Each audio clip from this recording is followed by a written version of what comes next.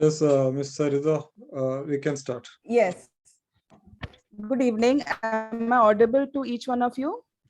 Yes. Good evening. Thank you, sir. Thank you. Good evening to one and all present here. Welcome to the 83rd training session that is being conducted today under the aegis of CBSE Bharat Sahodaya Complex. This session is part 4 of the All About English series of the CBSE Bharat Sahodaya training sessions. And today, we will be dealing with the clarifications regarding the setting of question papers for grades 9 and 10, English language and literature. I'm sure you will all agree with me when I say that this is one of the most awaited sessions and the need of the hour. Keeping in mind the present pandemic situation and the difficulties that arise with it regarding the conduct of board exams, the CBSE has come up with a unique method of assessment.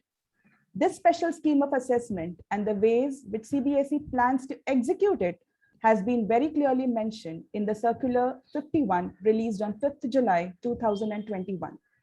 As we all know, the Term 1 assessment is being planned to be held in the months of November, December, and will be based completely on multiple choice questions, which is a novel method of assessment for CBSE examinations.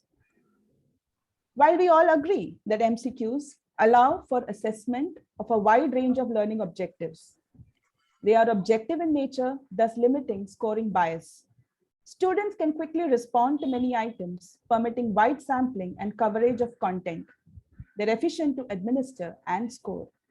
Ever since this decision has been finalized, we as language teachers have had countless questions, doubts, and clarifications regarding the applicability of the MCQ method to English, and I'm sure we all agree that even with the release of the sample papers 2 weeks ago, a few of our doubts still persist.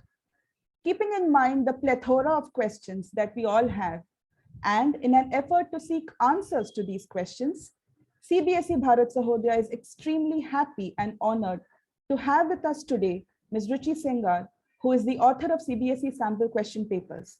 We are all looking forward to this much awaited session. Good evening once again. I'm Sarita Warrior, your moderator for today. I teach English for grades 8th, 9th, and 10th at Nalanda Public School, Mumbai. I feel extremely honored to be here with you all today, and I look forward to a great evening.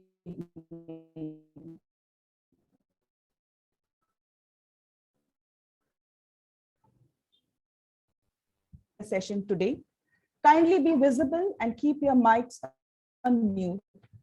We have tried to incorporate the questions that most of the participants had asked through the WhatsApp chats as well as during registration. Ruchi ma'am will be addressing those. If there are any more, you may post them on the chat box. There is a dedicated question answer session at the end in case you wish for more clarification towards the end of the session. And a humble request to you all to stay connected till the end. Designation. It is about impact, influence, and inspiration. Impact involves getting results, influence, and in the process, prove to be a source of inspiration for all. Our program director, Dr. Abdul Salam, embodies everything that has to do with impact, influence, and inspiration. He is the true heart and soul of Bharat Sahodaya, who works tirelessly towards empowering educators across the country and even abroad. With a valuable experience of 23 years in the education sector, Dr. Salam is a recipient of many iconic awards by various organizations.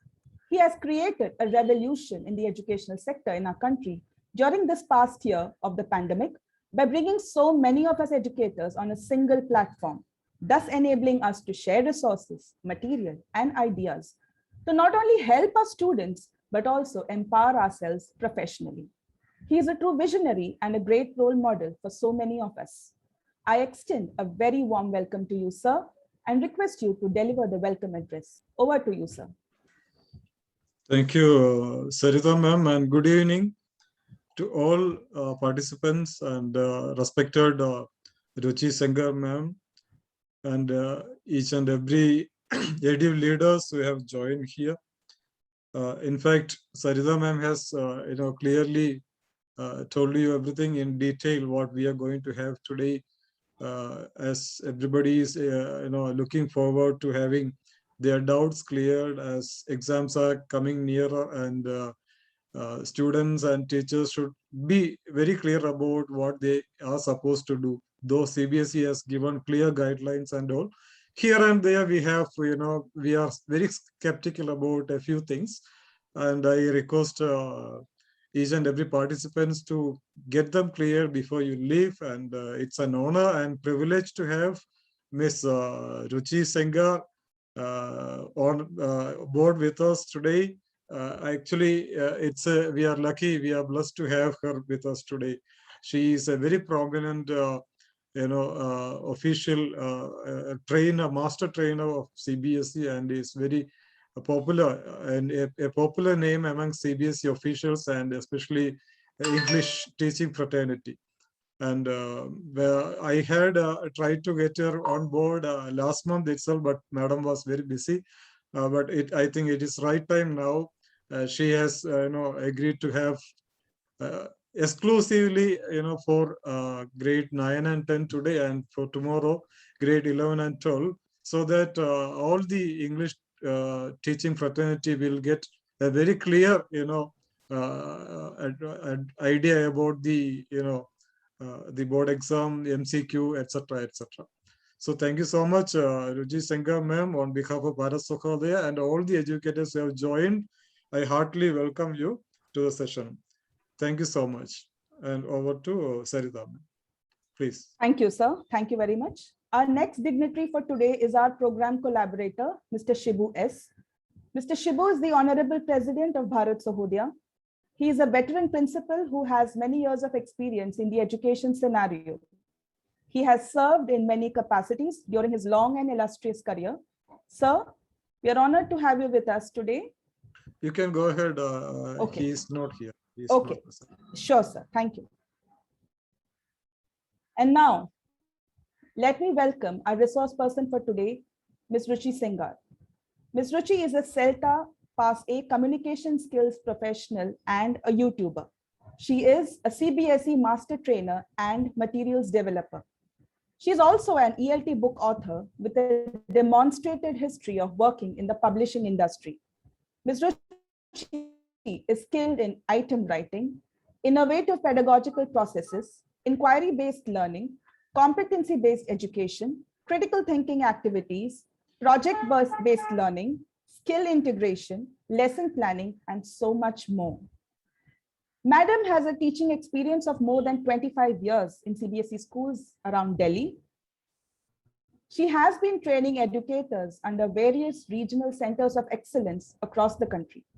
Ms. Ruchi began training with Oxford University Press and currently conducts training for publishing houses like Orion Black Swan, Hedward and HarperCollins. Over and above, Ms. Ruchi considers herself to be a lifelong learner and believes strongly in professional development opportunities for teachers. I feel extremely honored to welcome you, ma'am, and I'm looking forward to a great session. Let's begin without much further ado. Over to you, Ruchi, ma'am. Thank you very much, Sarita. Those were very, very sweet words. High praise. Thank you, Dr. Salam, for having me here. It's an honor to be here, especially since I know that this is the platform that is going to help so many teachers, thereby helping so many students. So that is my main goal, really. So the teachers will channel whatever we will talk about here. And I'm sure I myself will learn quite a bit. Without further ado, because I've been strictly told that I have 60 minutes and 15 minutes for the questions. So I'm going to try and put everything in for all of you. I'm sure we can take in another 5-10 minutes extra with Sarita's permission, if need be. Right? So I'll begin with sharing my screen and we can immediately proceed. So Sarita, my dear, could you see the screen? Can you see it? Yes, ma'am. Yes, ma'am. Great. Quite visible. Yes. So, some ground rules as we proceed. I'm sure Sarita has already requested you to have your microphones on mute. In case there is an interactive portion, I will ask you to put in a couple of replies in the chat box, and Sarita would read them out for me, because if I'm presenting, I'm not able to read the chat box without minimizing, right? So thank you so much. And it's going to be quite a marathon. So it's going to be nice if all of you have some notepads handy. However, the recording, I'm sure, I've been told, is going to be made available. Right. So this is making effective MCQs for English language and literature for classes 9 and 10. And I'm going to attempt targeting this as the core of today's session. However, I'm hoping that the whole lot of queries that I read that were given to me by Sarita here are going to be addressed, at least most of them. And I have them listed towards the end, so I will take up each one, right? So let's begin. So today's session is going to be 5 minutes for setting the stage, a little bit about a recap of the principles of MCQ creation. I've been told that you've had a couple of sessions on it, so I won't travel that path. There would also be 5 minutes of some kind of guesswork about the common problems that I would hope you would be able to identify. We will talk quite a bit about HOTS and MCQs. We will share literature, MCQ designs. We will talk about creating writing MCQs. I'll showcase some samples. And towards the end, I've kept 10 minutes, probably likely to go into 15 for questions posed during the registration process. So now that we've sort of put this out there, let's proceed. So we begin with setting the stage. Now, I'd like everybody to look at the learning outcomes at the secondary stage. This is from the NCERT or the CBSE document, okay? So this is what it says. Kindly focus on the highlighted portion: predicting, previewing, reviewing, inferring, summarizing. These are the LOs that have been there for quite a while, okay? Words, phrases, idioms, word chunk, in contexts, elicits meaning of the words in different contexts, compares, interprets, appreciates characters, themes, plots, incidents, and gives opinion. Interpretation and literary appreciation, nuances and shades of literary meanings, significant literary elements, etc., themes, titles, allusions, comparisons, alliterations, etc., symbol, simile, personification, imagery, point of view, okay? Analyzes a point of view or cultural experience as reflected in the text, even a cultural experience. Figurative meaning of words and phrases as given in the text. And now when I've showed you these two slides, the LOs that I have shown you are all from the LOs taken out by the CBSE NCERT at the secondary stage. And I'm basically quoting the ones that are limited to reading. I haven't even talked about speaking and listening yet. So now my question to you rhetorically is going to be, do you see anywhere where it says memorizes or reveals what one has learned, remembered, etc.? There is nothing, let me, remind you, there is nothing here that states implicitly or explicitly that the child is going to rely on rote learning. So why then are the MCQs, so-called tricky questions, such a shock? They shouldn't be. The LOs have been out there for quite a while. So when we create the LOs, this is, when we create the MCQs, this is what we are looking at. It's simply this. All the MCQs will answer to the LOs in one way or the other. Okay, that's at the core. The LOs are always at the core of any curriculum. Okay, now that I've set that ground rule here, let's proceed. Look at this, please. We'll be saying, just as Lenchu had predicted, big drops of rain began to fall. The air was fresh and sweet. Select the option that correctly explains what the writer refers to when he says so and so. So you're asking for the implicit meaning, not the explicit one. So don't bother about the answers just yet, because we are still at setting the stage. Okay, so we're just doing a quick recap or laying the ground rules here. So this is what we call the stem. It's important nomenclature. These are the options, as you already know. The answer is what we call the key, and these are the distractors. As the name suggests, we already know the purpose, right? So now that we are clear about this, let's look at this. You have this particular question. So it's rather simple. It's called a simple MCQ. Now, when you have a different kind that looks like this, okay, we would be calling it a multiple MCQ. Okay, a complex MCQ or a multiple MCQ. Why? Because you have multiple options. You have them straight away over here, and then you have your ABCDs, capitals, ABCDs. Okay, so which is why they are called multiple MCQs. Now I'm sure the 5 minutes are up. Because you've already done that. All right. So the STEM content should be clear and precise. Now, everybody knows what the STEM is, right?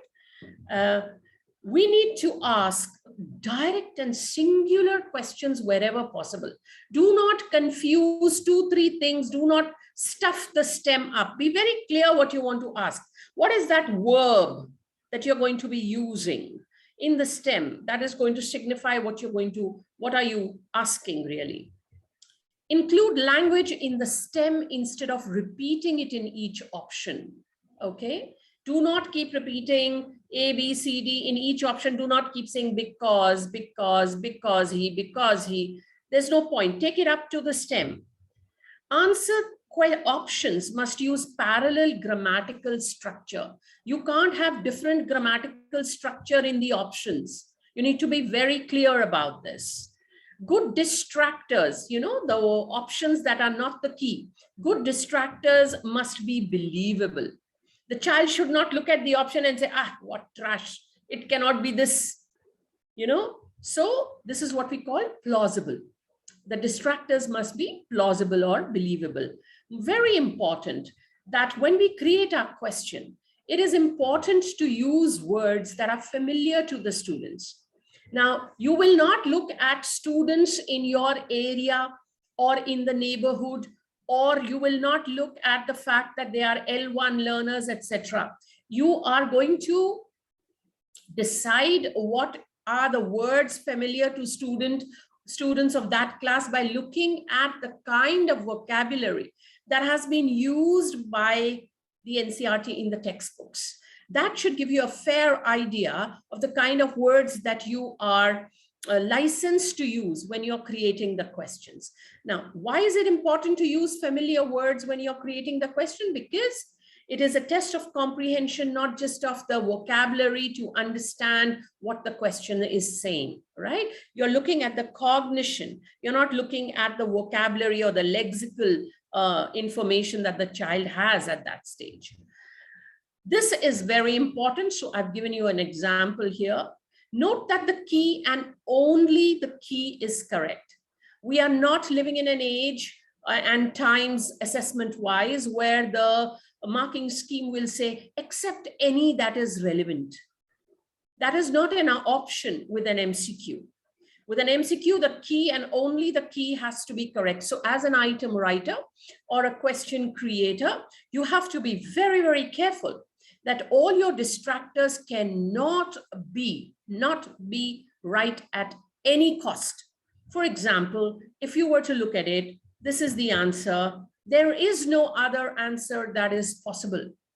So when you're creating your question or an item, as we call it, you will have to Keep eliminating logically for yourself as a teacher when you're creating the question that no, this is not possible. This is not possible because, this is not possible because, even this is not possible because, only C is possible because. Only when you run that record in your head will your items and distractors be robust. Otherwise, we are in trouble. Okay, right? Even if one child stands up and says, oh, it can be this as well, that is an item that has been ruined because it is not going to be reliable or valid. Okay, so we also need to remember that we cannot use negatively phrased items. Please do not use negatives in your options. The language used in the stem, do not use it in the key. Supposing you have used attraction in the stem, the word should not come, ideally it should not even be there in the distractors, but certainly not in the key. That is a giveaway. So it's called word spotting. A good item writers do not even use words that have been used in the extract. They paraphrase them. Okay, you cannot encourage guesswork. It's an MCQ. It's meant for critical thinking. Okay, using vague and definitive terms like always, few, many, usually, occasionally. No way. No way. Aren't we sure about what we are wanting to say? Right? So these are not done. Do not make the key longer than the distractors. Oftentimes, in an attempt to clarify and support the answer, most examiners or paper setters tend to make the key longer. So the idea is keep all your options nearly equal in length. Have a key, do not have a key which has most content overlapping with the distractors. Your distractors should be clearly different from each other and the key. There should not be any content overlap. You are unnecessarily confusing the child. It also tells us that you are not sure about what you want to ask, or you're not equipped to create plausible distractors, okay? None of the above, all of the above, no, no, absolutely not. Sometimes these are allowed in technical subjects, but for English, please avoid. For assertion reasoning questions, we can go as far as using perhaps both. Okay, but otherwise, all of the above, none of the above, absolutely not. Okay, now that I've told you so much, can you figure out the problem? Look at this. What could have happened if the postmaster had not opened Lencho's letter? Lencho would have lost faith in God. Lencho would have blamed the post office employees. Lencho would have. The very fact that I'm reading clearly should tell you that this is the problem. So straight away, we've taken Lencho would have up to the stem.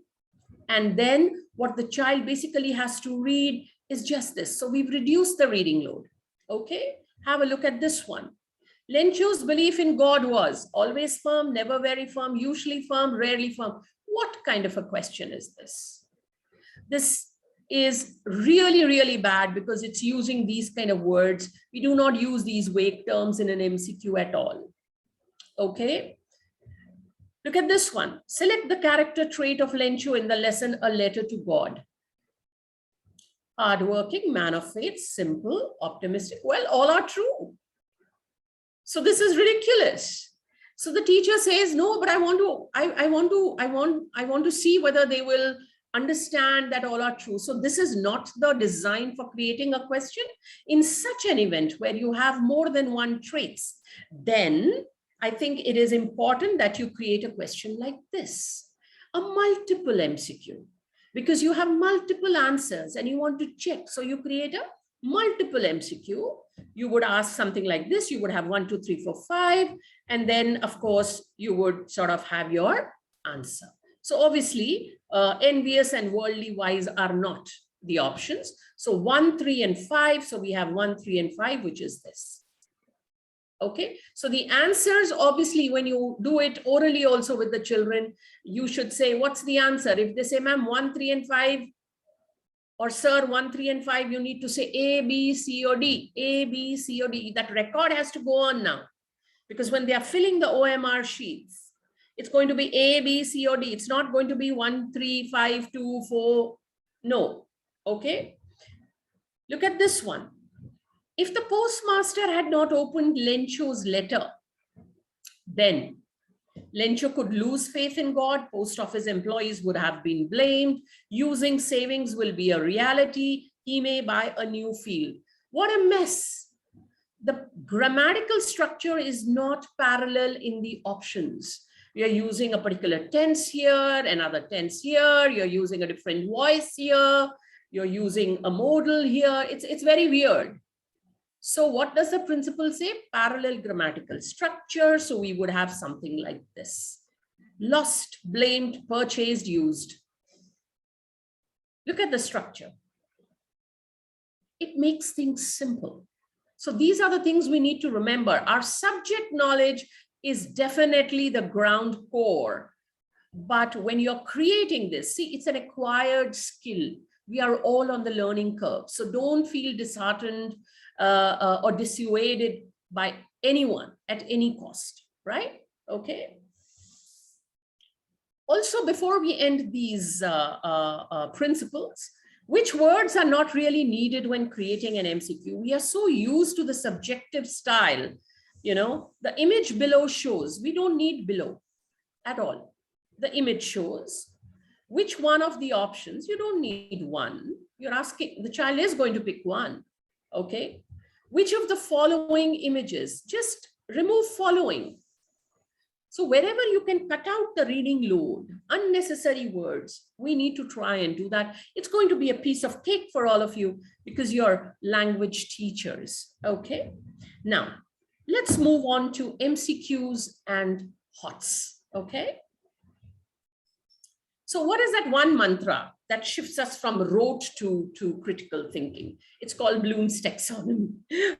I'm sure all of you are already aware of what it is. So I'm going to spend the least amount of time in the technicalities. However, what I do really want to share with you is this. This is where you are caught. This is where you are caught, which is why it's becoming quite challenging for most teachers to accept that MCQs is your final assessment. So when we teach, we do not need to teach to the test. There are so many things that have been told to all of us, whether it's competency-based education, whether it's experiential learning, whether it's 21st century skills, so many things. If we are doing all of that, if you're doing constructivism, if you're doing all of that, then our children would be able to crack the MCQs 100%. Okay, but what is happening is that we are just addressing our preparation to the test. Okay, so if you're not having discussions, if the mode of learning in the classroom or virtual or otherwise is not pair work or group work or discussions and answering or reading responses, etc., it's going to be challenging for the child. Okay, that's given. All right, one does understand that it's been a very tough 2 years. Okay, but that is precisely the reason why the subjective exam is not in place for the term 1. God willing, that will happen for term 2, right? And this is what we call the rote loop. It's called the rote loop. This is where we are stuck. No matter how many MCQs you make the child do, whatever is going to be in the exam is going to be a tad different, I'm sure. I'm sure we understand that, right? Yeah. So I do understand the need for practice materials, but you are the best resource to create them. So everybody is familiar with something like this, you know, from lots to hot. So I won't dwell on this. However, what I would like to show you is this. Okay, so this is simplified for you. This is interpret, this is analyze. Somewhere between Analyze and evaluate is infer. Some people say that inference comes even in understanding, which is true, but the level is low. Okay. Over here, the level for inference would be high. So we need to remember, look at this. Facts have not even been addressed. That is for the classroom discussion, not for the question paper. Why would you want the child to vomit out facts? How is that helping matters any? How is that helping you figure out whether the child has learned how to learn or whether the child is thinking? No, this is memory. Okay. So when we talk about explaining and using it or understanding and applying, we are talking interpretation. When we are breaking it into little pieces, we are talking analysis. And when we are looking at those pieces and associating some kind of evidence with it, we are calling it inference. And when we are examining each little part that we've taken apart over here, and we are saying whether we are voicing our opinion, we are looking at it and saying, do we agree with it? We don't agree with it. Why do we agree with it? All that is judgment, which is called evaluation. Okay, so now another tip that I have for you is so when you Google Bloom's question stems, you will come across a lot of material. For example, let me showcase something for the understanding level. These are the kind of prompts you will get. Okay, they are called Bloom's question stems. So you will get it for every stage. Okay, however, these question stems are created basically keeping in mind short answer questions or long answer questions. So what is it that we need to do? Now look at this and see what I've done. For the first one, okay, instead of saying how would you compare, I've said select the option that compares and then you continue. Okay, then you look at this for the second one. Okay, then you look at this for the third one. How can you describe? And I've said select the option that best describes. At least you're sure that you're at the interpretation stage. Okay, what is the main idea of? Identify the main idea of the extract or paragraph 3 or whatever you want to call it. So even though it sounds a little complex, it is still lots. You're still at the understanding stage. We haven't raised the bar at all. Okay, so now these are some of the links. What I'll do is I'll just copy them and I'll post them in the chat box. These are some of the links that will take you to some very good question stems that you can use. So I'm just posting it all there for you. I see it's reached you. Let's go back to our slide. Yes. Okay, so now that we've made that clear, okay. So I've shared this with you. You can sort of copy it and paste it in a Word file because I will be sharing a couple of other links with you. Now, let's Ruchi ma'am. Ruchi ma'am, the links have not been posted. We cannot see it on the chat box. Could you please do it once again?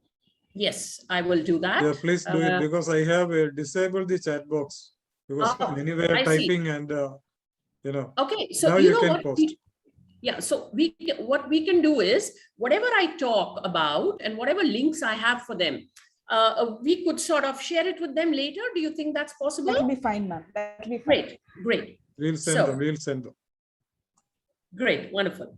Now let's look at one of the extracts from class 9, and we'll do one from class 10. Now, this is my way of telling you that you can create a question at each level from the same lines. Okay, so it's quite wondrous actually. So let me share this with you. So now this is rain on the roof, and we have these lines. Okay. So I'll be showcasing these lines at each on each slide, just so you remember. Okay. So the first question that I've created for you is understanding. Look at this. I'm not going to be parroting what is on the slide. It's rather rude. So I'll leave you to read this. Okay. So that's your answer. Okay, yeah. Have a look at another one. Same lines, same lines. Another one that is again an understanding question, but look at the design of the question. Select the option that is true for the poet according to the stanza. You're actually checking whether the child has understood. It is not about the word meanings. It is not about underlining the literary devices.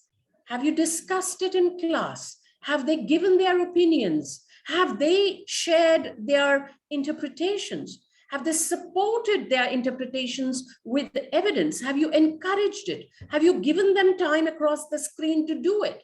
Or has it just been about sharing the content from the textbook over a slide and then just giving them the summary of it all?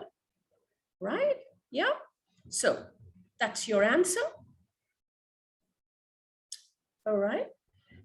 You have another one on understanding. We are still on those lines. You have another one on understanding. Select the option that summarizes the impact of the rain on the poet according to these lines. So you've specified from the extract, you've specified the lines and you've said, what is the impact? Does it surprise? Does it tempt? Does it affect? Does it control? So obviously he's affected. Obviously, right? Okay. Still on the lines. Now we've moved to understanding and applying. Now look at this.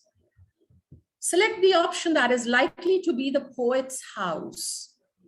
So the child understands shingles and the child applies it to a different format. Okay. The answers are always A, B, C, D. Okay. And of course, shingles are here. This is thatched. This is concretized. This is also probably wooden, plain, etc. So if the child knows, have you explained shingles? Have you shown a picture or have you just done it, we are the means of glossary? Has the child understood it clearly? So instead of asking the meaning of shingles, one is asking them to apply their understanding of the meaning. Okay.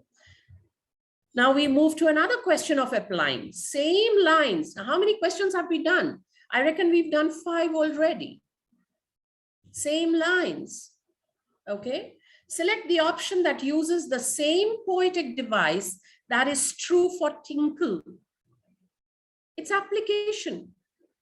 I'm not going to ask them which is the literary device that is used in the line 1.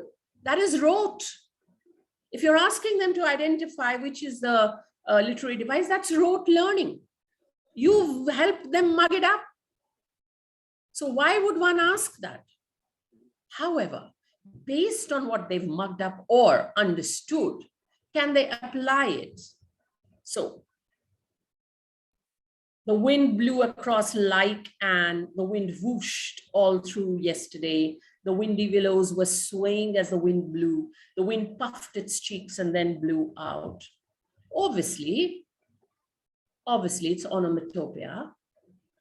Okay, yes. Now I'm moving on to applying and analyzing. Same lines.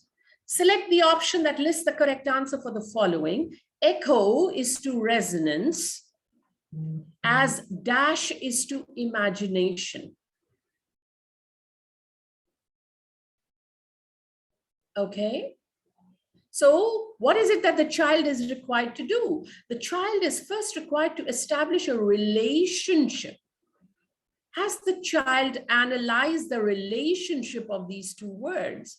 If the child has analyzed the relationship, the child would know that it's similar in meaning. So the child would then obviously pick up B. Okay, yeah. We are still with the same lines. Now analyzing clearly, okay. Would the poet feel the same way if the rain fell silently to the earth? Now, the reference is just these 4 lines. If it's an extract-based question, the reference is the extract, unless until the examiner specifically states through the poem, from the poem, which is going to be in a standalone question, not an extract-based question.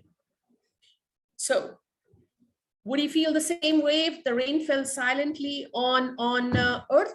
Yes, because the sight of rain deeply impacts the poet. Are we talking about the sight of rain? No, because he enjoys relaxing with tinkling music on the rooftop. Is he on the rooftop? Yes, because it causes the least disturbance because it's fallen to the ground. Is that right? Or no, would the poet feel the same way if the rain fell silently to the earth? No, because it would be devoid of its musical sound on the roof, because that is what logic says. Okay, it's still from the same lines, all right? Now we come to, again, the same lines, and this is evaluating. So we've raised the bar. Now, select the option that appropriately counters the given opinion based on the extract. Now, based on these extract, somebody has given an opinion. I think the poet just uses the rain to laze around. Johnson, could you hold the thought? We'll take up questions towards the end, please. Thank you. I think the poet just uses the rain to laze around. So somebody's saying that, oh, he's just using the rain to laze around. Okay. So which is the option that counters this? So what is the counter argument, or what is the response that counters this opinion? Okay. So that is the design of a question that would ask the child to evaluate the information that is over here. So the poet is pleasantly impacted by the rain as it leads him to imagine and hope. Nobody is using the words dreamy fancies and so on. It's bad practice to use word spotting. We are teachers of English. Words are our strong suit. Okay, simple words, but then one has taken care to ensure that similar kind of words like dreaming, etc., are used in distractors, just so imagining is not in a singular option. Okay. Now, we come to class 10. Now you have the 4 lines, tiger in the zoo. You have the 4 lines. Let's look at the questions. So this is, okay, beta, here is the mark for you. Please score. But yet, how have the deer been described? How have they been described? Can you see any word that is over here? No. Yet the answer is very clear. Okay, unless until the child is looking for an obese deer. Okay, well, that's on a lighter note, but the child has to choose from the options that have been laid out, right? Now, that was remembering. Now, understanding. Select the option with the dictionary meaning of shadow as used in the extract. Now, the dictionary gives several meanings of the word shadow. Now, how has it been used here? Okay, is the child confusing it with the shade of a tree, his own shadow? Does the child know what it? So the implicit meaning, can the child derive from the context when given options? Okay, right. One has taken care not to specifically state the very obvious meaning of shadow here. Okay. Again, an understanding question. Select the option that lists an opinion So we know that we need to get our kids on to fact and opinion. Okay, which one elicits lists an opinion based on these lines? So obviously, everything else is factual. It's right here. Look at this one. Now we are moving on to applying. The extract uses a phrasal verb sliding through. Select the option that lists valid phrasal verbs. Which one? Okay, so A, B, C, and D. So obviously the answer is C. Cannot be fitness through.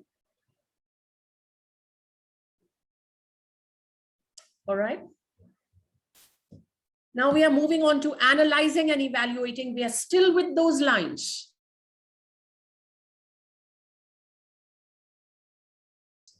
It's a lovely question. You can use some of your very short answer questions to create something like this.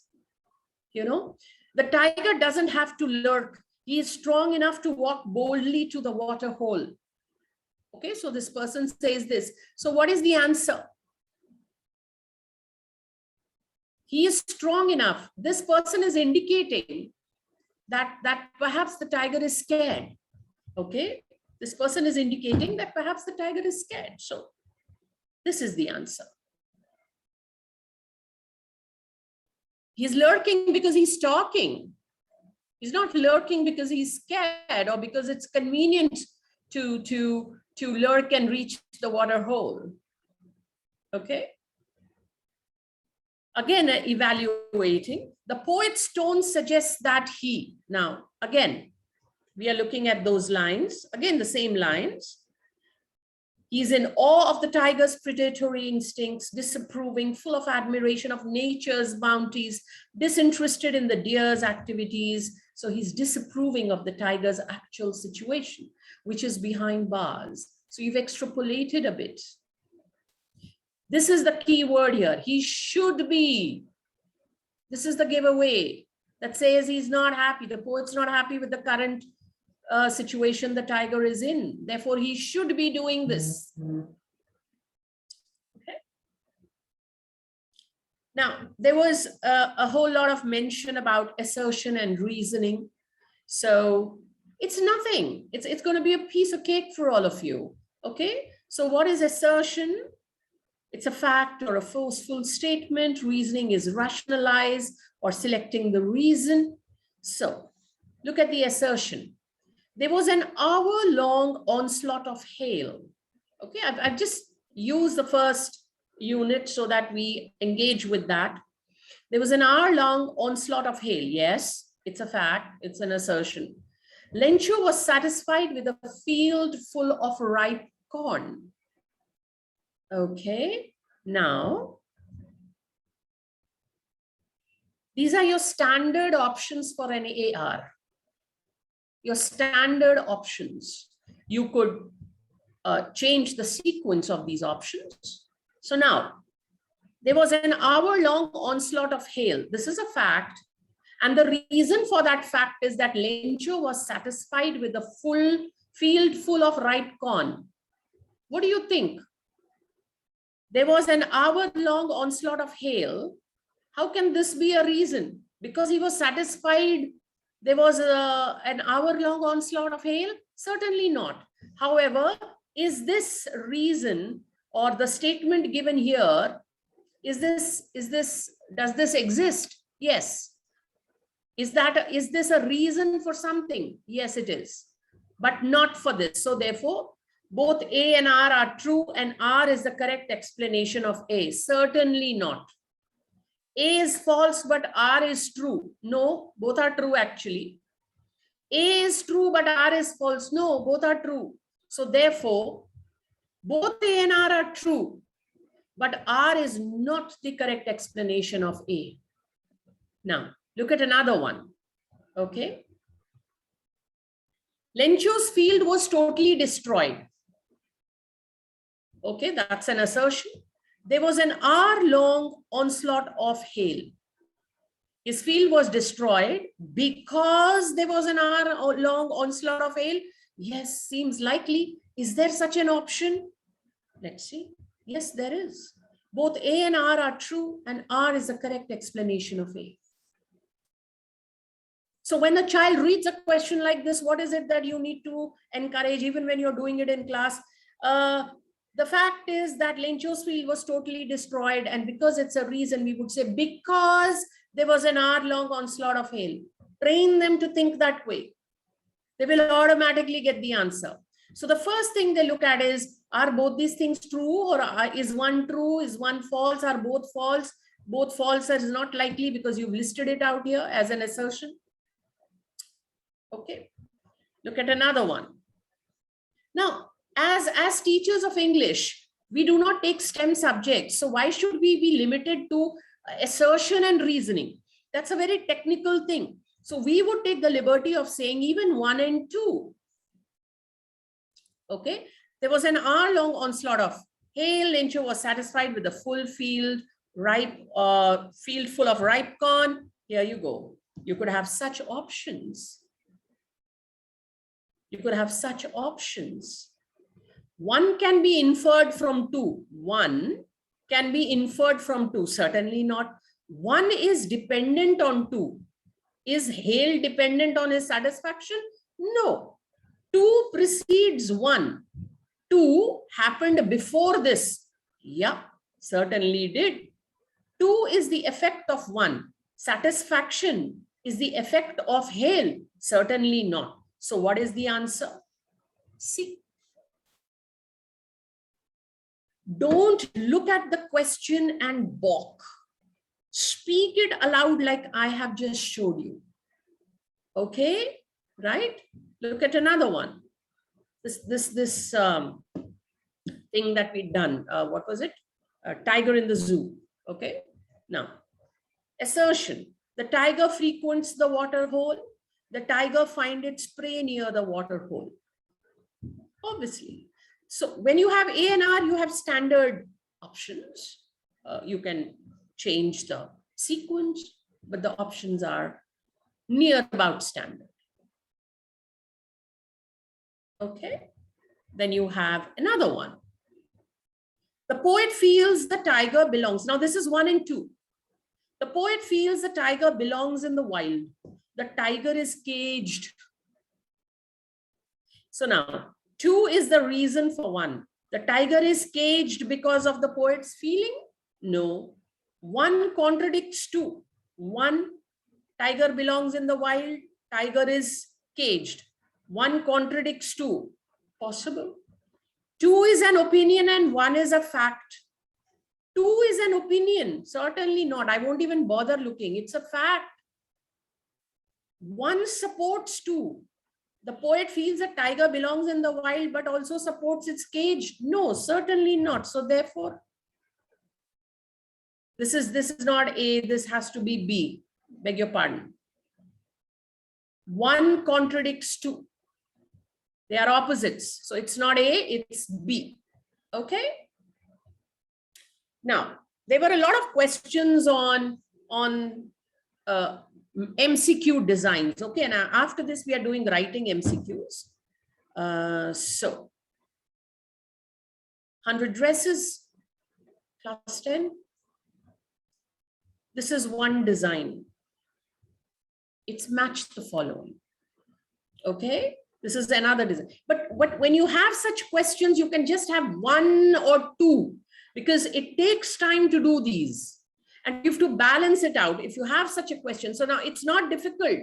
It's a lower order question. It's a lower order question. Just because it looks grand doesn't mean the cognitive level has increased. It's simply lower order, bordering on rote. Okay. But if you feel that you want to give a complex question like this, you could. Complex in terms of time, you could. Maybe one odd question like this, because it's elaborate. Okay, so yes, it's possible to do this. A similar kind would be something like this. Choose the option that lists the appropriate solutions for Miss Mason's reply to Wanda's letter. Okay, Miss Mason's reply. Now, because this was a letter, So you could choose to keep just two blanks if you want. But remember that when you are creating the options, and I tell this to a lot of people I have shared this with, that supposing thank you for your, all options at number 1 should fit. Gifts, kind words, recommendations, sincere love. Now it depends how much the child has understood to be able to pick the right option. So all at number 2, I remember you -2, often, fondly, occasionally, often. It's okay, but they fit grammatically. Don't make it so easy for the child that the child says, oh, this is not even fitting. Oh, this is preceded by an, so the vowel sound has to come. So this must be the answer. We cannot make errors like that. Okay. Another design, I showed you something like this, but you give the context and you ask for the reaction. This is higher order. Okay.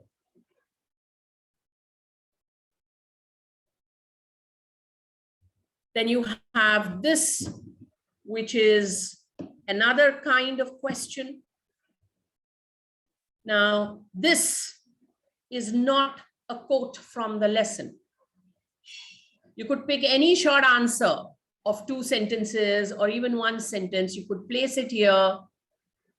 And then you could say, read carefully through the paragraph below and decide which of the options A to D is correct. The word crop should be replaced by field. No, not necessary. It's working. The word intermittently should be replaced by urgently. Needed the rain intermittently?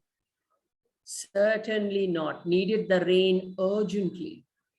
The word prosperity should be replaced by security. No. The word basic should be replaced by elementary. No, it means the same. Okay, right? So therefore the option is this. You are the creator, you are the master, you are the artist. You create. It should make sense to you first. Okay. Another one, very simple, fact and opinion. This has been there in last year's paper as well. Okay. Okay.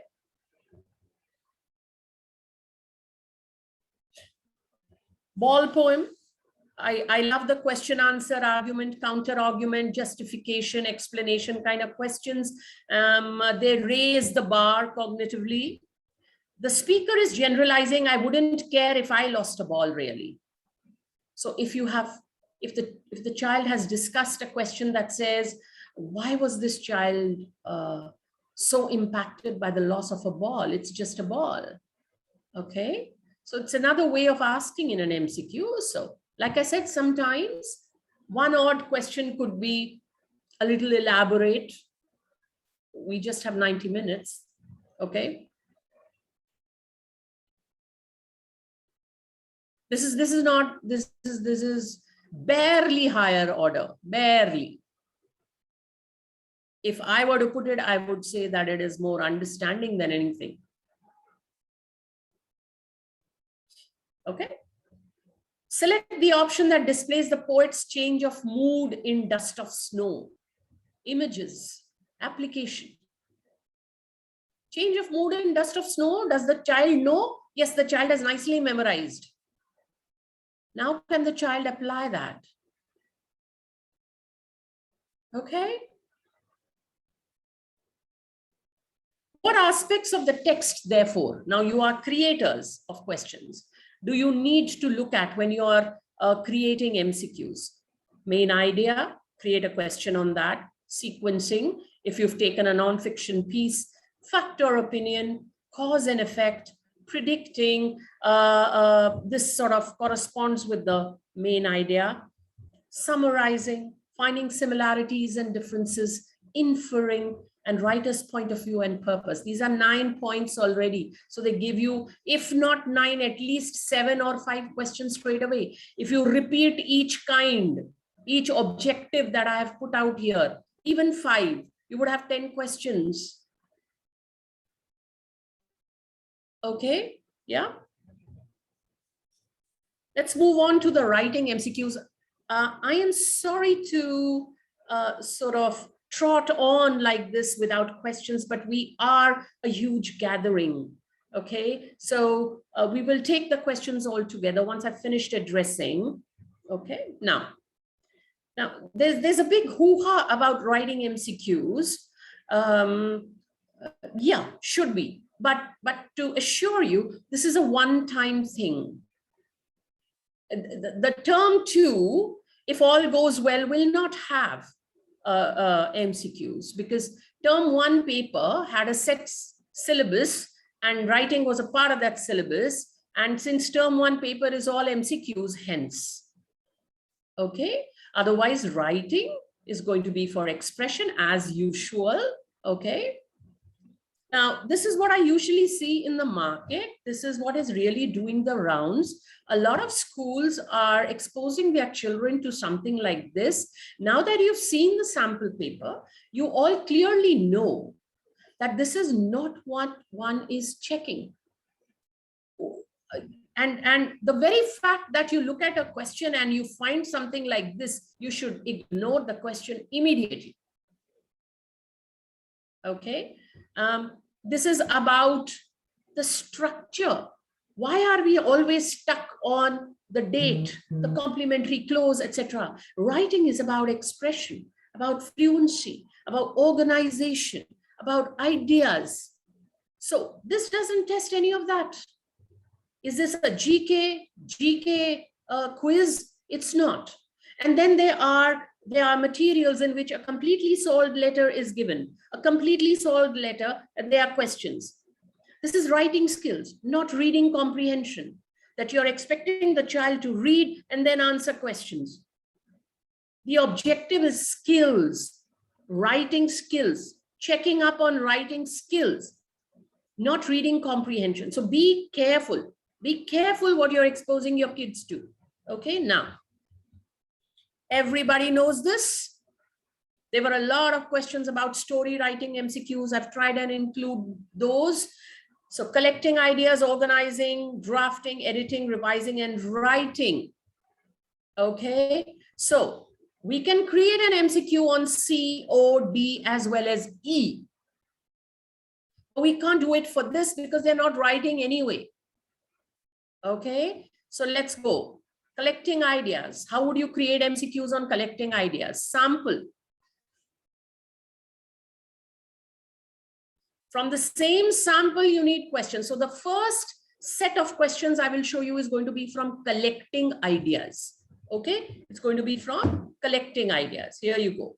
Select the option that correctly displays the causes for adulteration in food products. Why? Because this letter is about adulteration in food products. Now, I want to see if my child can collect the ideas. That is the first step. We are not doing anything that is out of the way. Now, somebody had mentioned in their questions, how can the MCQs check the writing skills? This is how, because you will base them on CODA. If as teachers, we have been following CODA, which is process of writing, of teaching writing skills, then the kids are going to do it like this. If you have just been doing the product of writing, as in you show them a letter and you tell them, now you write, then they will find this challenging because they do not know that the first step is collection of ideas. Okay. So, and CODA, I remember, was there at the time when the main course books were on in intercommunicative English. Okay, so we are looking for collection of ideas for what? For the causes, because you have different paragraphs in a letter. So this particular, the cause paragraph, what will be the ideas? Okay. So this is what one wants to put across. Can the child identify? This is definitely lower order. It's very simple. The child has to just see. In any case, you will be encouraging the child. Okay, what are we going to write as the problem? What will be the causes of that problem? Okay. So we've done precisely that. We are making the child think. Okay. Now, another question on collection of ideas is Hina. Hina's diary. So how does she express her feelings about this particular situation in the diary? So which set of feelings would she express? Collection of ideas. Before you want to put it out there, please, are you thinking? What do you want to put out? Or have you just started writing because you have memorized certain phrases? Okay. So the answer is this. Obviously, it cannot be fear or jealousy because the rubric doesn't say so. Look at the rubric. As Hina, express your feelings in the diary. It doesn't say that because they are not going to be expressing. They are not writing. So you have to be careful how you create the rubric. Okay. Story. Read the story cues and answer the question. Story cues are given. They are always given. Now, what is the collection of ideas? Select the option that supports the cues. It's very clear. The outline is right here. So which is the option that supports the cues? Feels hungry, grabs a sandwich. No. Disturbed sleep, dog barking, switches on the light. No power. It cannot be this. Complete darkness, raspy sound, shivering yet perspiring. Musters courage, mountain out of a molehill, relief. Looks likely. Up late, storm, wailing wind, no. Reasons away the fear. Pulls up the bed covers.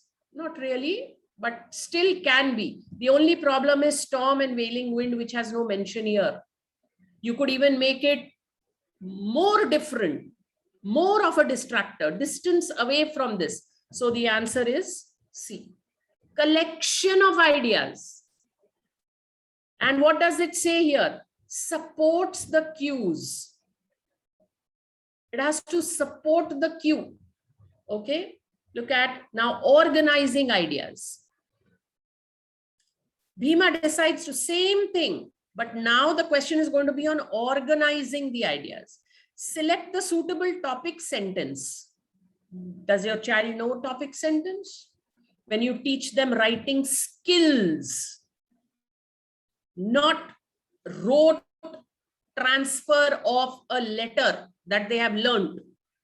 Have we taught them the skills? Do they know that the first sentence of a paragraph is called a topic sentence and it is a precursor to what the paragraph is going to hold? Okay, so topic sentence for the paragraph about suggestions. So which one of these wave the flag for suggestions? Adulterants are substances, more like a definition. This practice of adding adulterants, you're talking about a practice. A general awareness about the adulteration of food products can help people avoid it. Yes, yes, yes, yes.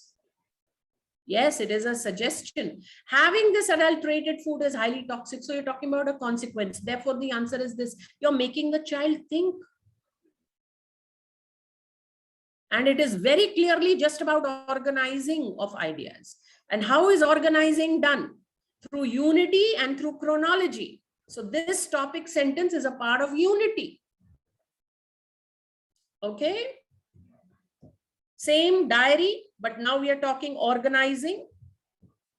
So how does a child organize the ideas? Either with a flow chart or with a mind map or with a organization chart. So are we giving our children organizers?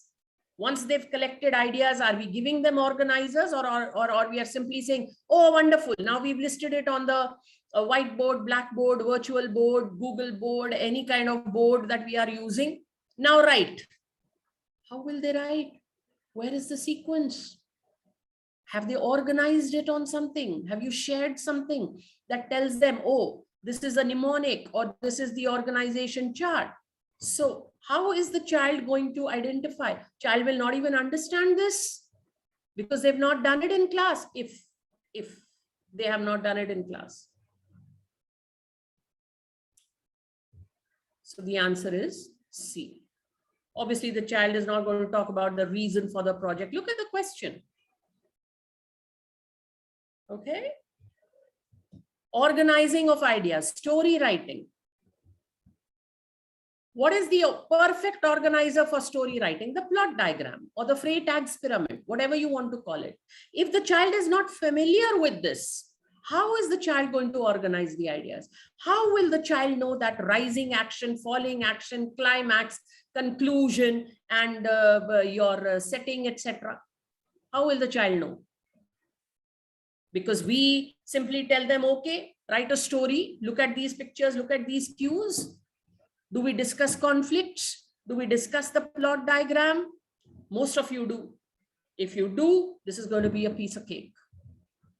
So, any 3 cues, correct arrangement, any 3 cues. So the answer is this. Midnight, no power, terrified. Midnight, no power, terrified. That's just about it. Terrified would be somewhere up. Terrified investigates, card sheet stuck. How can the ending be card sheet stuck? How can investigates be falling action? That is the climax. So, drafting stage. We are just about ending, Sarita. So, okay. This is the letter again, but now at the drafting stage. What do we do when we draft? What do we do? So the child is writing, right? So the child is right. The child has to check the connection between sentences. The child is putting things together. This is the stage where you can even talk a little bit about the format or the way the child creates the sentences, etc. Select the option that suitably completes a line of his letter. This letter. Very simple. Such questions a child will do like this because they've memorized it. Okay. Yeah. Then you have the diary. Again, we are at the drafting stage. Which sentence does not belong in Hina's diary entry? Does not to be used sparingly in the paper, please. Okay. All this praise makes me want to. I had worked very hard. I was pleasantly surprised. Look like they are valid. Which one does not belong? When we collaborate and work together, this is general information. Okay.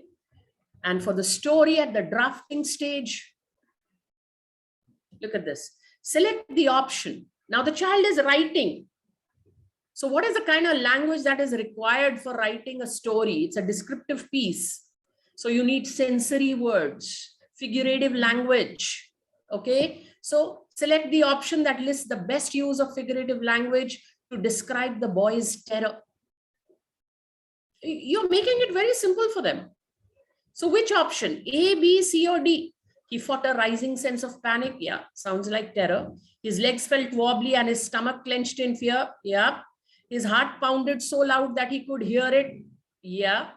He groped around in the darkness for the torch like a man with no vision. No, doesn't correspond with terror. His determined steps towards the window defeated his fear. No, doesn't sound like he's terrorized. So the answer is, and the final stage, editing. Editing. Now, what is editing? Is when you get feedback, you correct your mistakes. Okay, what kind of feedback? Are we using peer checklists? Are we using self checklists?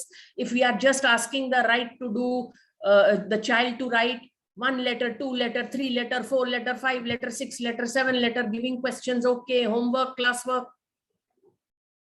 That's not coder at all. That's not process. That is rote.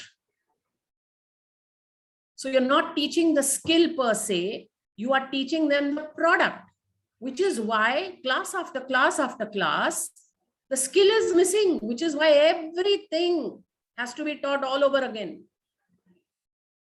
Okay, same letter. Look at this, editing.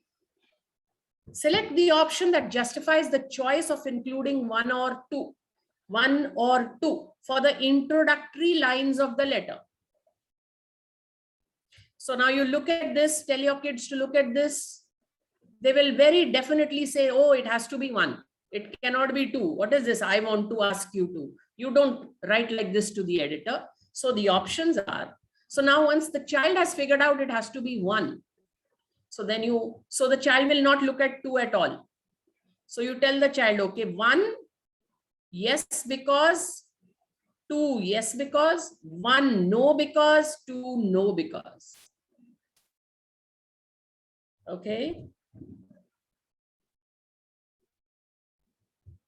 Another one, don't worry that we are moving fast. You'll have the recording. So, okay. Another one over here. Okay.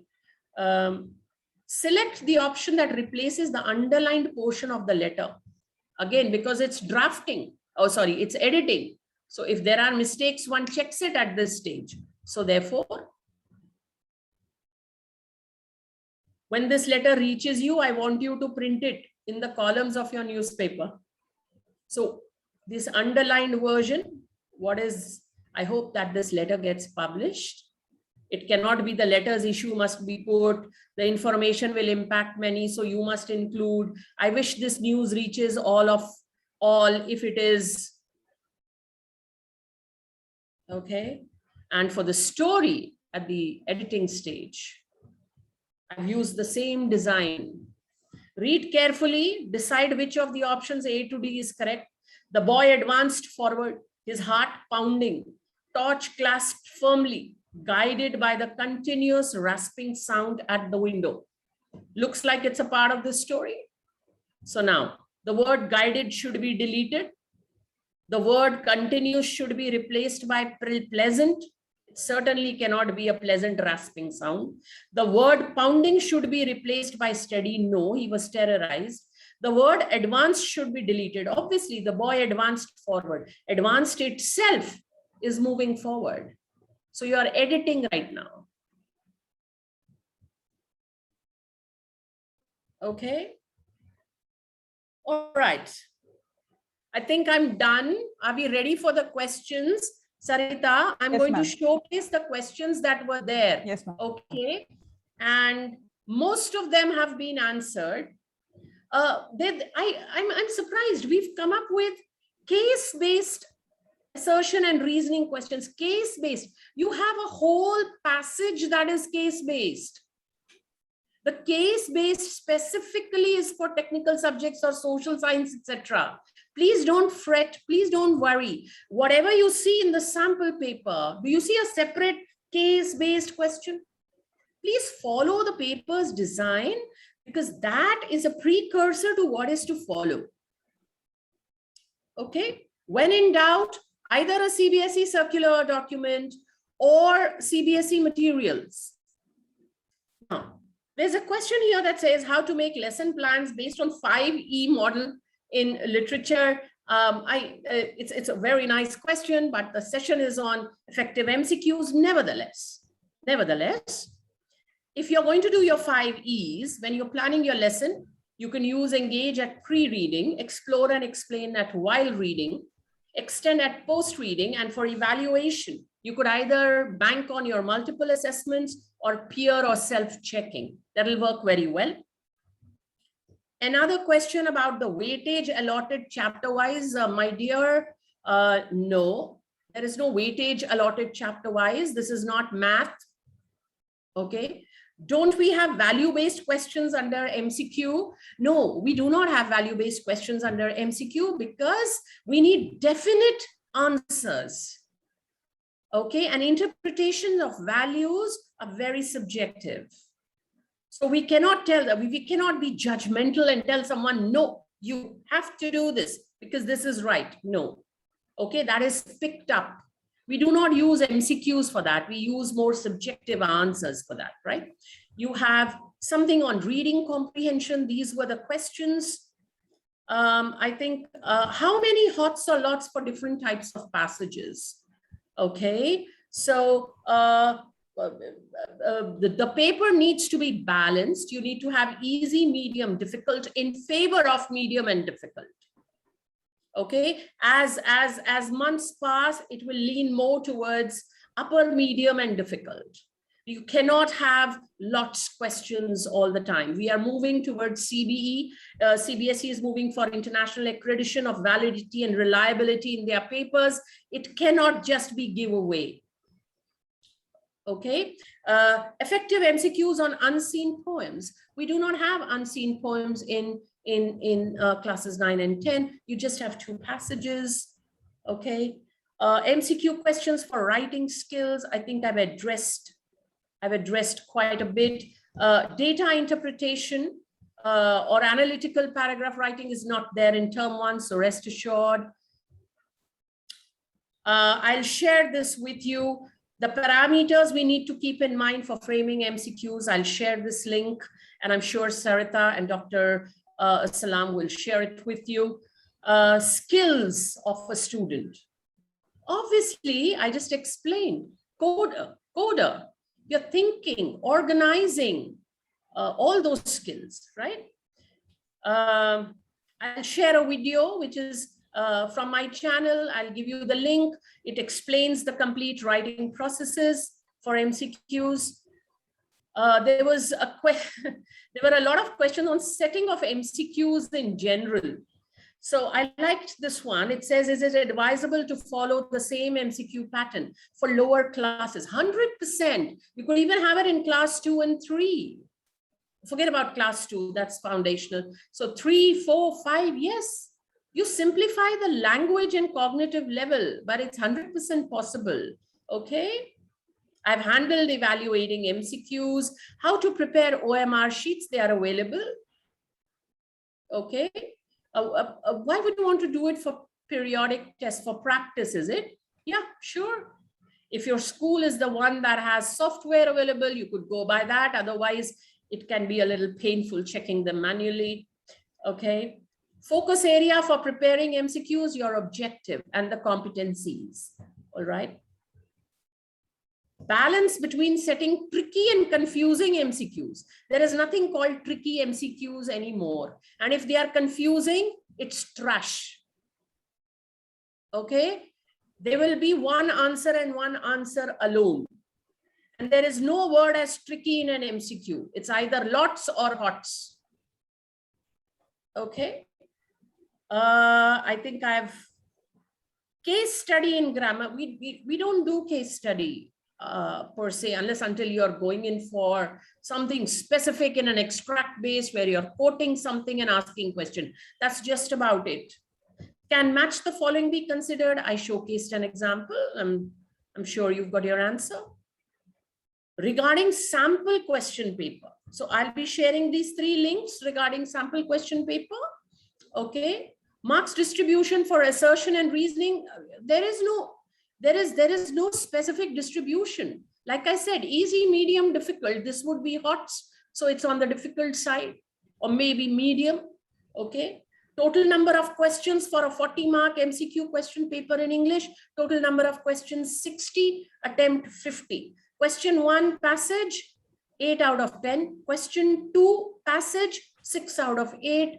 Question 3 is going to be what? Your grammar, 5 out of 6, and then you have writing, 5 out of 6. Then you have literature, where you have questions 5, 6, 7, 8, and 9. Out of all these 30 questions, you just have to do 26, any 26. If from extract 1, the child just wants to do 1, yes. From extract 2, the child wants to do all. Extract 3, the child doesn't want to do. It's okay. But the total should be 26 questions. In the marking scheme, there was this mention of the number of questions. Never, never, never Look for instructions in the marking scheme. Look for answers in the marking scheme. Look for instructions in the sample paper. So the sample paper clearly says any 26 or 30, full stop. So where are the 30 questions? Question number 5, 6, 7, 8, 9. Any 26. Okay. Yes, you have to bring down the marks. The computer or the software will be doing the calculation. If that doesn't happen, if you have to check it manually, it is 1 mark. Supposing you want to, for calculation purposes, you've done 1 mark. So you would say the child has scored 30 out of 50. Okay, 30 out of 50 into 40. You have to bring it down to 40 if it is manually done. Otherwise, you needn't bother. There'll be a software that will be released, and yeah, the calculation will take place there. Standard 9 questions, I believe. Should we follow same standards? Yes. Why not? Why wouldn't you? Why wouldn't you? I've heard a lot of schools going in with doing subjective papers, but why would you want to do that? It's a set, isn't it? Those children are coming to 10th. So why wouldn't you? The syllabus says 9 and 10. It doesn't say 9 and then a separate document for 10. It doesn't say that, does it? Will we get the paper from CBSE? Where does it say that? I don't see a circular like that. If you're going to believe everything that is floating on WhatsApp, you're going to be in a soup. So please rely on what is available at the CBSE academic site. Okay. General questions. There are very many, but they don't really pertain to this topic, so I'm not going to address it.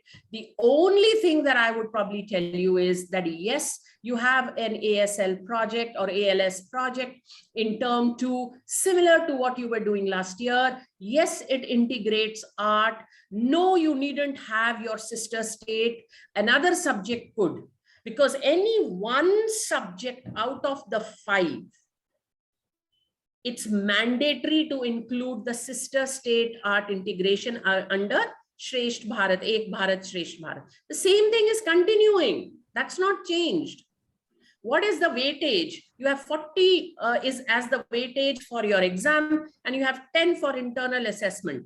3 marks worth of periodic test, 2 marks worth of multiple assessment. A lot of schools are just totaling it up and making it 5 for the tests. Then you have 3 marks for your ASL and project, and then you have 2 marks for your portfolio. So you can make the periodic test of 20 marks or 30 marks, but at the end of the day, you have to bring it down to 3 because the total weightage is 10. Okay, so strategies, pandemic era, etc. Certainly not. That's not something I'll be discussing here. I'm bringing this down back to you. Sorry about just weighing heavy on your ears continuously. Okay, open. I'm open. You can shoot me with anything you have. Ma'am Ruchi ma'am, there is one question that has come. What if the child attempts all 60 questions? Yeah. In that, how do we evaluate? That is the question that was raised. Beautiful. A lot of teachers have been asking me that. So you're not evaluating. The computer is. So what will the computer do? What do you think, Sarita? What will the computer do? It will evaluate all the correct answers. No. Then it will evaluate the first 50. Okay. So no, ma'am, I believe this is for regarding the instructions that we need to give our children before they attempt the board exams. Absolutely, Sarita. I love you for saying that. So we need to tell our kids to read the instructions, and we need to clone those instructions when we are giving practice. So what are the instructions? They need to attempt only the requisite number of questions. Absolutely. The times when we used to tell our kids, do everything, whatever is right, at least you will get. Oh, madam, at least the child has written something. Please give some marks, no? Because that seems to be a practice amongst many children. So unfortunately, now the onus is on us as much as it is on the children, that we need to train them to follow instructions. If they are going to be extra smart, God bless their souls. If they're going to be extra smart, they might just, and imagine we don't have negative marking as yet. Imagine for the high stakes exams that they do after school, will they attempt everything there? They won't. And ma'am, yeah, another question. What type of an OMR sheet can we expect for our term 1 exams? Will there be set 1, 2, 3 with the order will be changing, the sequence will change? Okay, now the OMR sheet stays standard. Now, if the CBSE decides to give 3 or 2 sets or 3 sets, I haven't been privy to that kind of information as of yet. Okay, so if that happens, the order of the questions would change. I'm assuming. Yes. Yeah. It's not easy to make 60 questions. I doubt if a paper setter is going to sit and make new set of 60 questions. So I think based on just sheer logic, perhaps the order is going to change, which is fine. Yeah. So, ma'am, you have addressed all the questions that we had got at the time of registrations. In case any participant wishes to ask their question right now. Madam, there was a question. What's the difference between case-based and source-based? There's a doubt, confusion. Case-based and source-based. Yes. Okay. For us, the source-based would be the extract-based, because we are taking it from the source. And the case-based for us is going to be the case-based passage. That's just about it for us in English. We are safe. There isn't going to be a situation or a problem which we have to address, and there'll be questions based on that. We are not doing that in English. We have a full passage that is a case-based survey or report or data, etc. involved there. Yeah. Sir, can we unmute the, Ragini ma'am? Yes. Ragini, good evening, ma'am. Hi. Question. Hi, ma'am. Ma'am, how do we see between a fact and an opinion? I have always struggled with it. The fact and opinion, ma'am. Can you hear me? Yeah. How do we differentiate? Oh, fact and opinion. Oh, it's very simple. It's very simple. When you I'm just guesstimating your question, Ragini, because your voice was dropping. So I believe you're asking me, how do you differentiate between a fact and opinion to tell the kids, right? Yes, so a fact is a statement that you will see out there. It is there. You cannot debate it. It will be given explicitly in the extract / the passage. The opinion would use words like, I think, what I feel is, so that's not factual. They are saying that they feel, in my opinion, according to me. So all these starters are the hints that this is not a fact, it's an opinion. Thank you, ma'am. Thank you so much. Sangeeta ma'am. Good evening, everyone. Ruchi ma'am, my question is, if a particular child attempts 2 questions from section 5 and 3 questions from section 6, is it acceptable? Yeah, you're talking literature, I'm assuming. Yes, ma'am. Yeah. Yes, ma'am. So because the instruction says that he can attempt any 26 out of 30. So that is also acceptable, I think. Absolutely. Tell them to have a ball. Thank you, ma'am. Thanks a lot. Vijay Lakshmi ma'am. Yeah, good evening, Ms. Ruchi. My question is regarding the choice questions. In one of the webinars conducted by CBSE officials, I heard them saying that the first correct answers only will be the first answers attempted by them, by the students. Suppose they are supposed to attend 20 questions out of 26. The first 20 answers attempted by the students only will be evaluated. But there is no mention about it in the SQP. Could you please throw light on this aspect? Is what you're asking the same as, what if the child attempts all 60? Is it the same? Is it along the same lines? I think yes. Yes. So yes, it's computerized. So if the child has to attempt n number of questions, say for example, say the child has to attempt 50 out of 60, but the child has attempted 55, then the computer is going to pick up the first 50. That's it. Because the computer sees that, oh, they are 55 questions. So now how does the computer know what to pick up? Is the computer wired to pick up only the right ones? I don't think so. So the number of questions has to be followed. If these are the number of questions, then those are the numbers that the child should attempt. Not extra. Where would they have the time to do the extra, I wonder? Oh yes, and while we are on it, there will be reading time given. Beyond the stipulated time, there will be. There are certain practices that will be followed as usual, is what I have been given to believe. Yeah. 8596877. There's no name mentioned. If you could please unmute yourself. You had a question, I believe. Yes, please. Good evening, ma'am. Ma'am, I would like to know of the different types of questions that we have discussed today. First of all, thank you for clarifying it in such detail. Thank you very much. I walk away from the session really feeling good about and knowing what I need to do. Ma'am, of the questions, is there a certain percentage or certain weightage given to a certain type of question? So you should have a certain block of questions more than the others.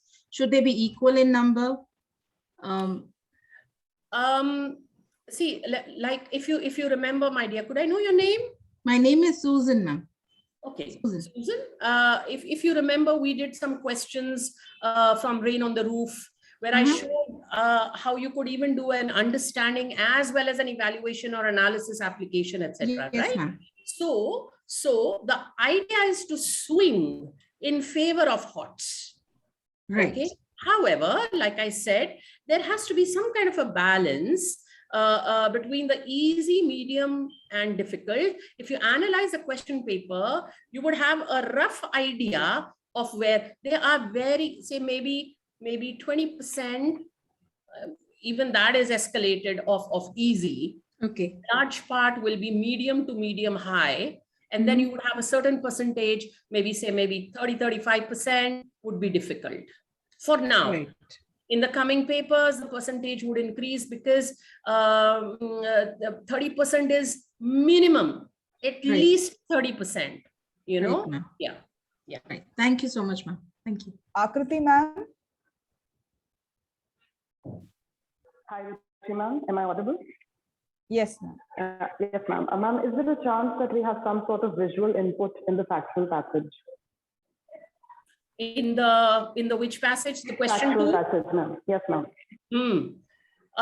If there are going to be visual inputs, like they were last year, if they are going to be visual inputs, yes, there is a fair chance because it's a case-based factual passage. So the numbers needn't be embedded in the paragraphs. So you could have a data table, you could have a chart, you could have a couple of charts, okay, which I don't think is likely because we are hard pressed for time.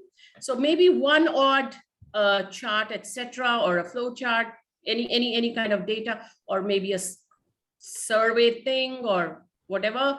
But if such a thing happens, you would have an alternate question for the visually impaired. Yes, there is a possibility. Yes, of course. Yes. Gigi, ma'am, if I'm pronouncing your name correctly. Ruchi. No, ma'am. There's one. Yeah. Yeah, yes, I'm Gigi. Good evening. Good evening. Gigi. Oh, what a lovely name. How romantic. Okay. Yes. Thank you. Ma'am, just not one question, I have two questions. One is, does class 9 have assertion and reason just like 10th standard? Because I haven't come across assertion and reason type questions for class 9. Where are you looking, Gigi? Where are you looking for them? On these types of questions that I get. Exactly. You're I the get boss. for You're 10th the standard. creator. You're the creator. 9 and 10 is clubbed. Whatever Okay. comes in 10, better to do it in 9 because they're going to do it anyway. Okay. Yeah. Thank you, ma'am. Then one more question. Do we have this reading time? Because 15 minutes, 10 to 15 minutes. My bet is 15 minutes. I've specifically asked this and I have been told that, yes, of course. Why will that change? Oh, okay. Because we haven't, it was not mentioned anywhere in this. So when I said it wasn't mentioned, I was told in which sample paper is it mentioned? When has it ever been mentioned in a sample paper? Don't we all know that you get 15 minutes reading time? So I shut up. Okay, okay. Thank you. Thanks a lot. You're welcome. V. Jambal. Yeah, hi, very good evening, ma'am. Hi. And first of all, I'm Vidushi. And first of all, I would like to thank you for a wonderful session. Thank I you, mean, it was Mata. very, very engaging and enriching as well. Thank you. Ma'am, my question is there a possibility that we can have a blueprint kind of a thing? I mean, a sample blueprint from the CBSE based on the cognitive domains? Have you analyzed the paper for yourself, my dear? Have you been able to get the competencies of the questions that are already there in the paper? I've had a look at grade 10 sample paper that was shared, but a clear-cut demarcation that this percentage has to be knowledge-based and this percent has to be, critical thinking and analyzing or something like that. Is there a possibility that we can get? I'll tell you. No, you won't get it. Ideally, all you need to do is, like I said, no matter how much of a denial we are in for our subject specifically, because it's been an expressive kind of subject where children write and express and we get to read beautiful things. It has to be a movement towards HOTS. So you can be very, very sure that minimum rote-based interpretation for understanding application, you will not get a question that at least in the sample paper or otherwise, the kind of question that says, identify what the synonym of, what is the antonym of, what is the literary device. They're too direct. There is no thinking. Right. So whatever you create, even if it is lots, there has to be a cognitive load. Right. Yeah. So in that sense, it's all thought-based. It has to trigger thinking. Yeah. Thank you so much, ma'am. Yeah. Vaishnav as Murthy. Yeah. Good evening, ma'am. Hi. It's my son's name. Vaishnav is my son's name. Actually, my name is Sangeeta. Ma'am, am I audible to you? Yes, ma'am. Yes, ma'am. My doubt is, students, they may ask, why should not we attempt any 50 questions? Because it is said, reading section, they have to attempt 14 questions out of 18. Writing and grammar, they have to attempt to only 10 questions out of 12. And literature, they have to attempt to only 26 questions out of 30. So is it that the only thing they have to follow, or can they attempt that 15 questions out of 18 in reading section? Is it possible? Well, since the paper is already out and the design has been set in stone for this session, no. Now, if the reason, I'll tell you why. Unlike literature, the objective of both the passages is different. The objective of the questions that are there in grammar, each one has a different objective and tests a different aspect. Okay, and same applies for writing. So no, there cannot be any of the following out of the 18 questions given in reading. No. So the only thing that I have to say to my students is they should attend only 14 questions only 12 questions and only 20 questions? They should know. What you should tell them is attempt 8 of 10, 6 of 8, because they are separate questions, not only 14.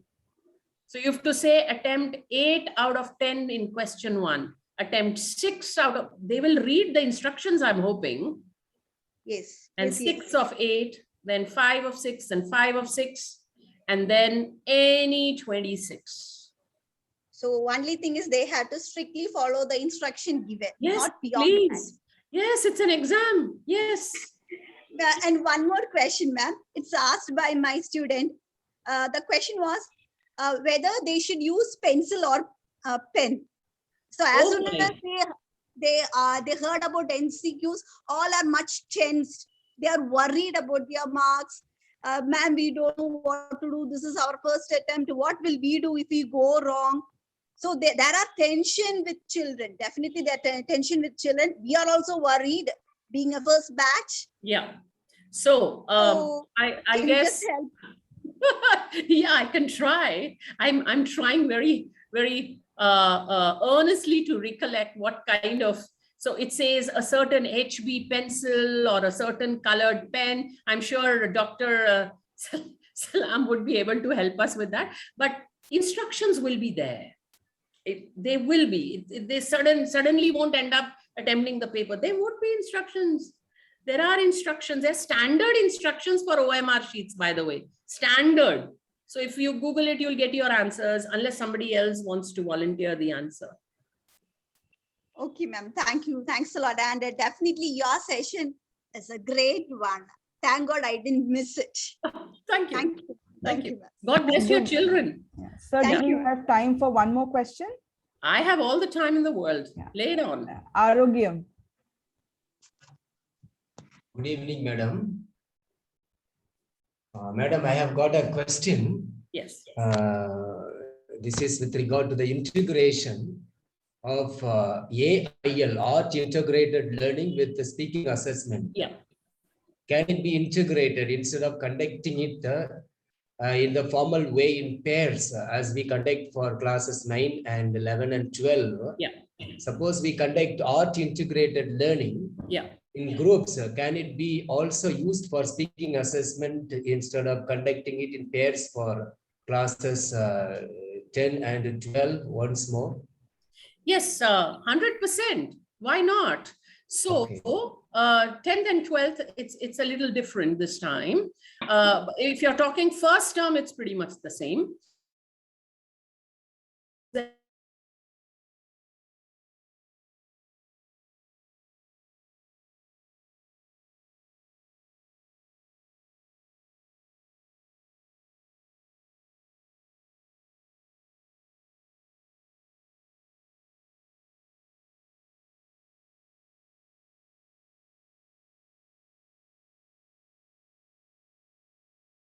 Definitely ask them to, you can definitely ask them to answer, and thereby you could do it. Now, can you do it in the form of a role play, etc.? It's entirely up to you. Do you have the rubric ready? If you have the rubric ready, you can sort of mark them, the assessment parameters that you have ready, you can mark them.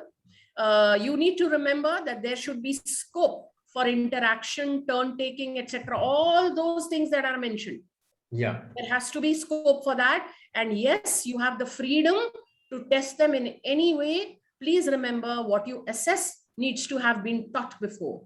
For example, if I'm assessing them on expressing opinion, then have I done something like expressing opinion with them in the regular classes? Expressing disagreement, putting forward a suggestion, asking for directions. But if I haven't done it, then what am I testing? That is all that you need to remember. So your listening and speaking is not just a 2-time-a-year thing. This is for everybody. You have to do it continually. Earlier, we had 50 periods for 5 marks of subject enrichment. 50 periods. Just doing questions and answers is not going to give them the skill. So the course says language and literature. It doesn't just say literature. So where is the language? Where is your LSRW?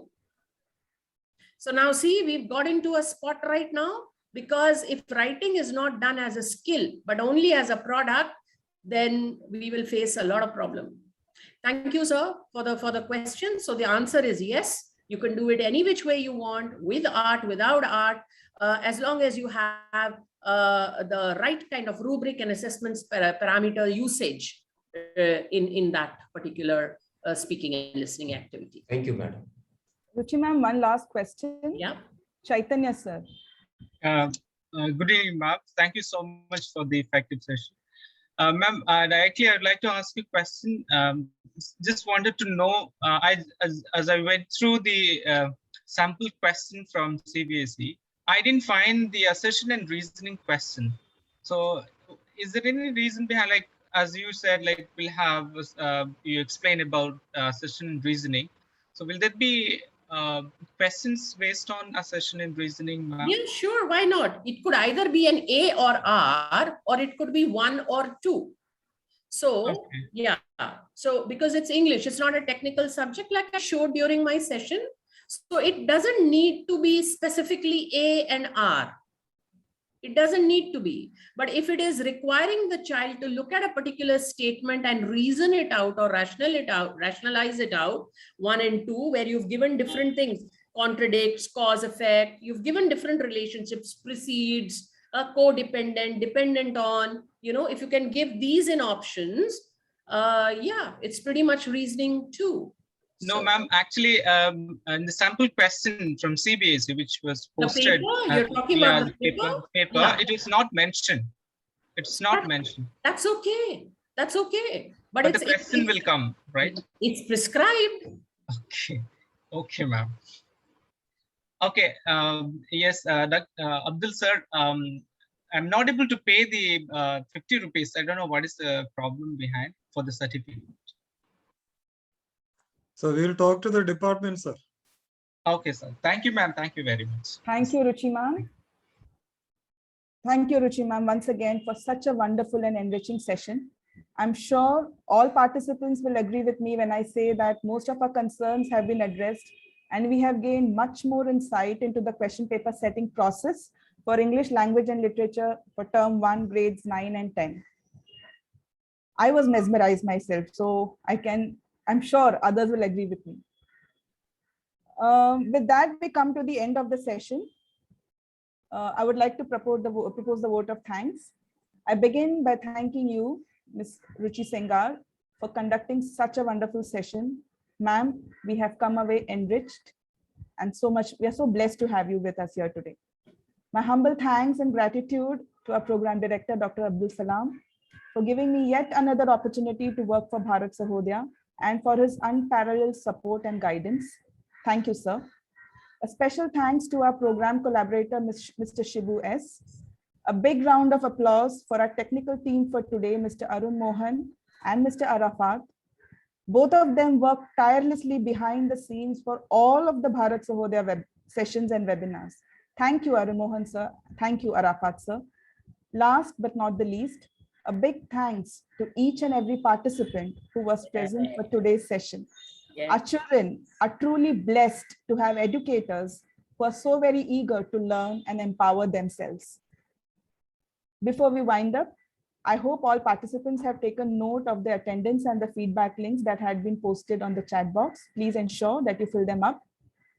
That's it, sir, from my side. Wishing you all a happy, healthy evening. We shall meet yet again tomorrow for another great session with Ms. Ruchi for grades 11 and 12.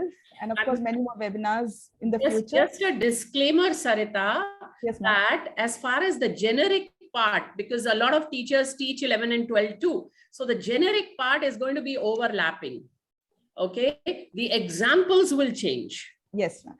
I'm just laying it out there for all the teachers come back here and say, oh, she's just repeating it. Yes. Okay. Thank you, ma'am. Yeah. Thank you. Stay healthy, stay happy, and please be safe. Salam, sir, could you please wind up the session today? Thank you. Thank you, Sarita ma'am.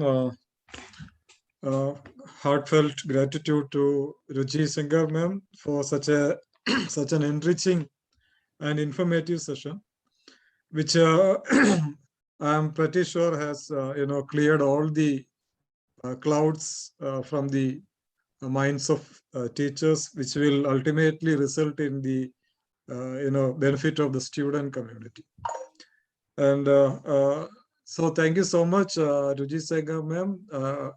Hope we will meet again tomorrow for the rest of the teachers who are dealing with grade 11 and 12. Yeah. And many were asking for the links and all. So we will be sending through mail so that you can refer to. Also the video, we will be sending the link through your email, maybe tonight or tomorrow. And let us make everything very clear. Always a request to refer to CBSE website. Whatever information you get, just cross-check it with the CBSE website, because WhatsApp, we cannot rely upon all the information that is posted on WhatsApp and all. So I hope this session has cleared up each and everything, and this video is going to be a reference for future. So whatever questions you ask in the group, I will just post this video. Please go through and understand yourself. Right, Ruchi ma'am? Yes, okay. Yes. So thank you so much, Ruchi ma'am, and all the participants, and Sarita ma'am for this wonderful My help we pleasure. have extended. My And pleasure. all the, all those who have worked, Arun Mohan sir, and all the participants. And thank you once again. Ruchi ma'am, we'll meet again tomorrow. Yes. Thank you, We Sarita. are winding up the session. Thank you. Thank you, ma'am. Thank It's a you, pleasure. Arun. Thank you. Thank you so much. Bye-bye, everybody. Bye Stay now. empowered. Bye-bye. Bye. Correct. Thank you.